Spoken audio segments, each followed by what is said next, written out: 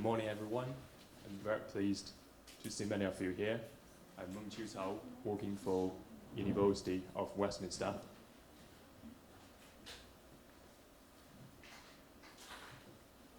I'm here today to share some of my point of view regarding planning for sustainable transport in the city. Here are some questions raised, which will be covered today in my short presentation. Firstly, I'm going to talk about what the key issues around us. In other words, what is now happening. After that, regarding these issues, how can we deal with it, particularly in terms of transport-related climate change and air pollution. Finally, I'm going to talk about any sort of solutions we can have, any efficient transport policy interventions, and as a local resident, how can we do? What sort of lessons can we learn?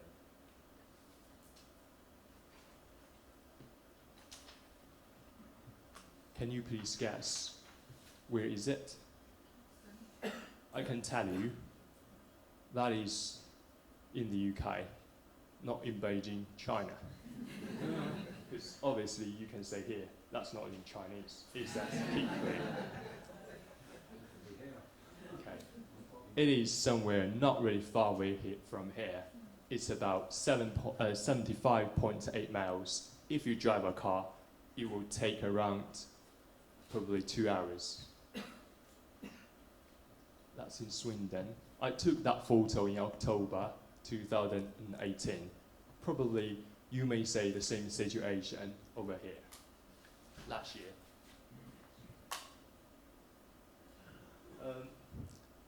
Lucy has already mentioned about it. That's the one types of air pollutants, the natural dioxide emissions emitted by vehicles. I just want to add one point.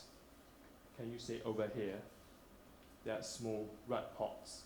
Do you know what happened over there? Exactly. Great point. That's because the Heathrow Airport located. That's air pollution led by the airplane.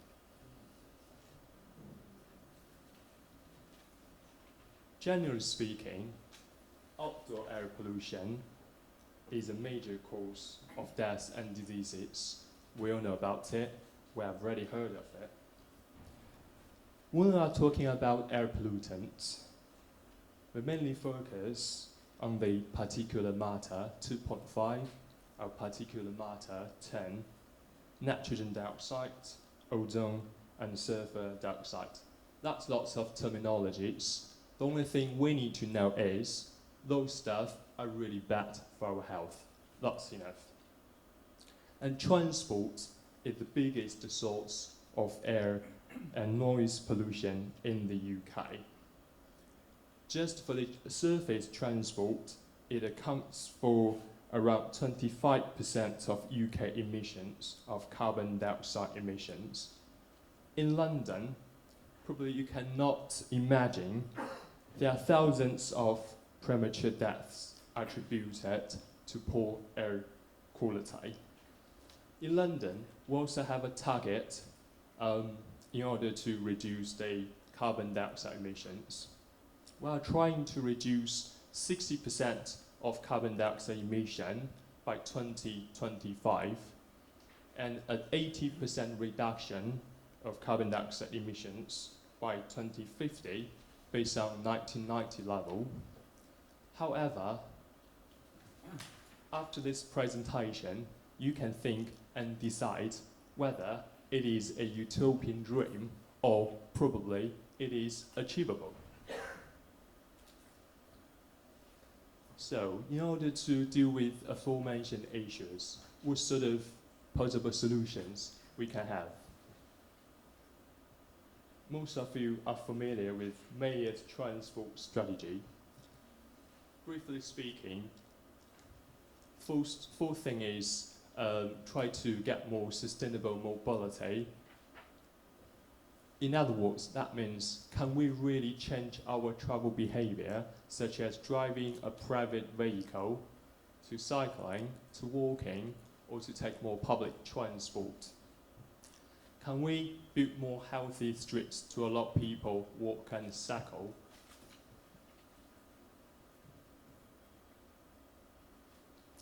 The problem is, how can we really apply this strategy in reality? Due to the limited time, I may not really go through this case study, but the Oxford Street, unfortunately, is an unsuccessful case study. We may have a discussion later on in the panel session. Another possible solution is job housing balance. This is the research we did last year. Two diagrams show the combined issue of car dependence and housing affordability issue in 2001 and 2011 in London. Based on this map, when you look at here, that's probably where we live. If we walk and live in the same area, obviously we can reduce the travel distance, we can reduce the travel demand. That's brilliant. However, the thing is, most jobs are concentrated in central London, so in this case, if we live here, we may have to travel from the Kingston to the central of London. If we lack of public transport, we may have to rely on driving private vehicles. Another thing is the housing affordability. You must know it better than I do. Can everybody easily purchase a property in this area? Housing might be unaffordable. So in this case, even if you get a job, for example, over here, but if I cannot rent or buy a property, I may have to live somewhere else, which is affordable. In this case, I have to travel longer. I have to maybe drive a car. That is one thing to bear in mind. Another possible solution is banning vehicles. Probably you have already heard of the UK government announced try to ban the petrol and diesel vehicles by 2040. However, the thing is how we interpret this ban. The government ban only covers the sale of new petrol and diesel engine modes. In other words, this means that conventional petrol or diesel cars and vans bought and on the road before this deadline will still be able to use. Another thing is 2040 too late?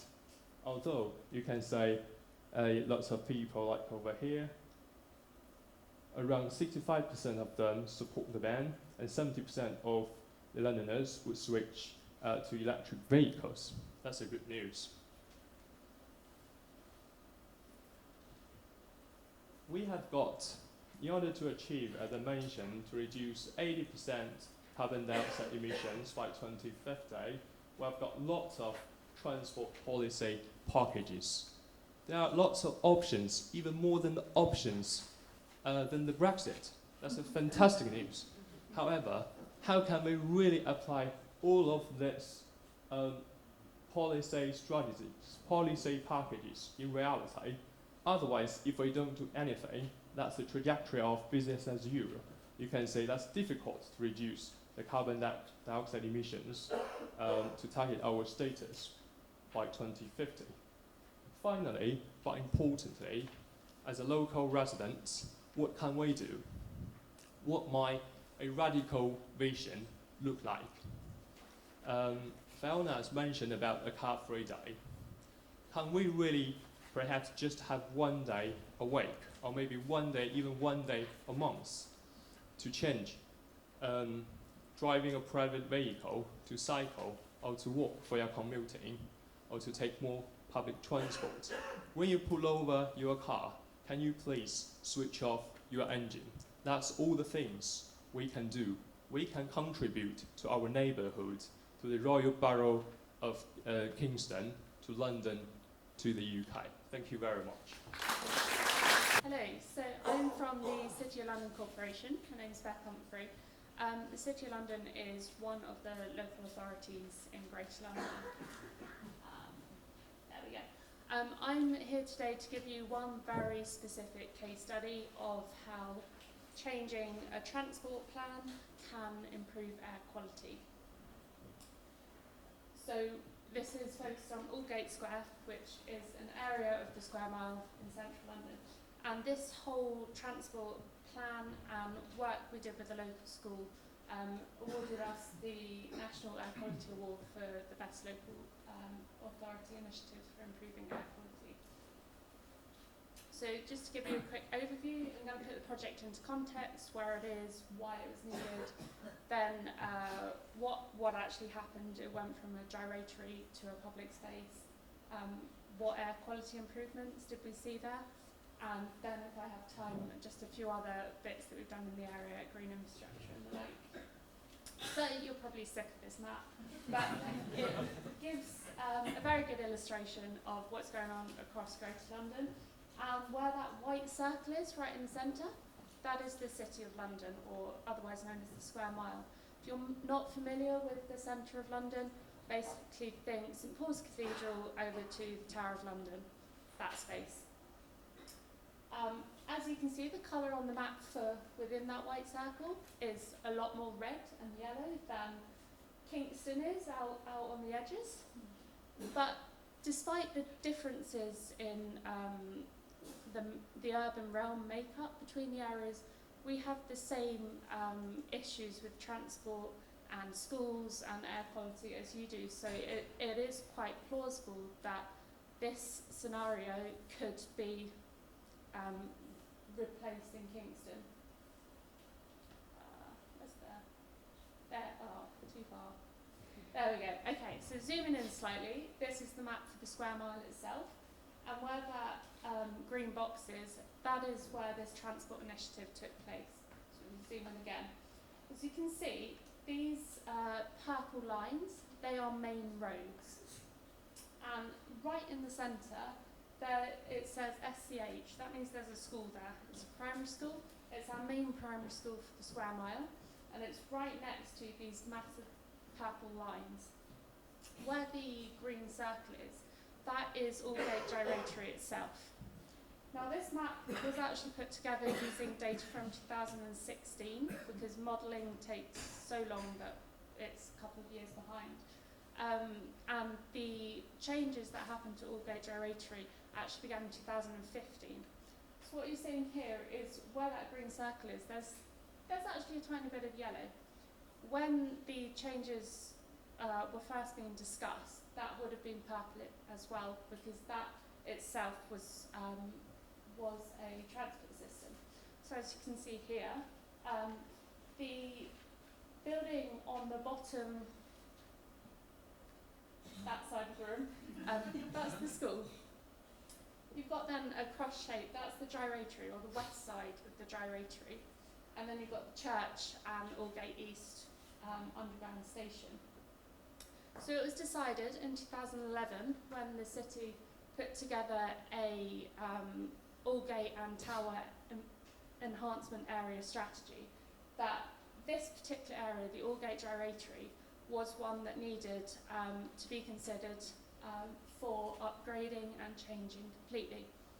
Now, it was an area that was considered to have detrimental air pollution effects on the local community, and the traffic system itself was considered to be a barrier to the local community in terms of a community centre that's happening at the church, the school, and then you've got a local housing plant kind of to the north.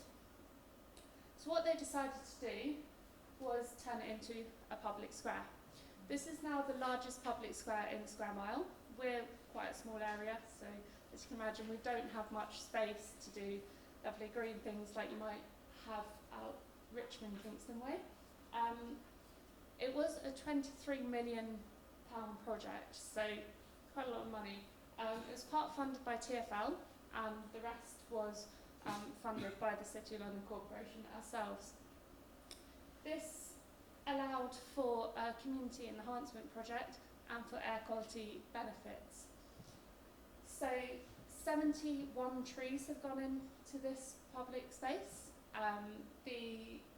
The brown triangle that you can see above that patch of green, that is a community-run cafe that is now a place for community events, and several drinking water fountains have gone in as part of the Refill London project that's going on to help reduce plastic pollution. So this whole project in itself has had wider benefits than just air quality. Let's look at the air quality benefits. So, not sure how you all are on graphs, so feel free to tell me to slow down.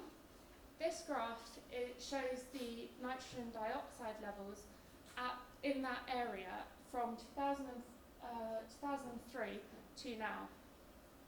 The monitoring station, if we just go back one, the monitoring station is in the back playground of that school. So we call that a background monitoring site or an ambient monitoring site because it's not directly next to a source of emissions.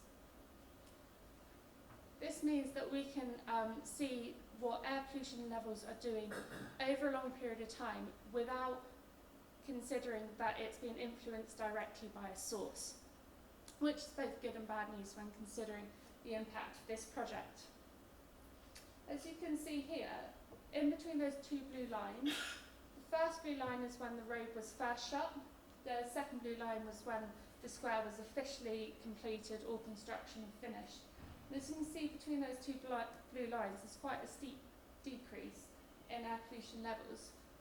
And under the dotted line, that means we're now within legal limits, both European and UK legal limits, and for nitrogen dioxide, it's World Health Organization legal limits as well.